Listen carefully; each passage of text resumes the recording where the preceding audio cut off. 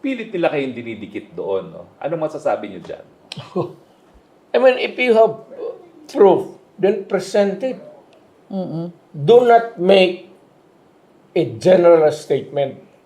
You present proof so that I can bring it to the legal department, justice, or to the prosecutor where these things you may claim to have existed, at we prosecute.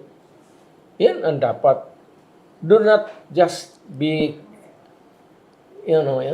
puro daldal ng daldal. Wala namang mangyari. You are not paid just to, yung trabaho mo dyan, you're not paid just to talk. You are paid to do, act, to do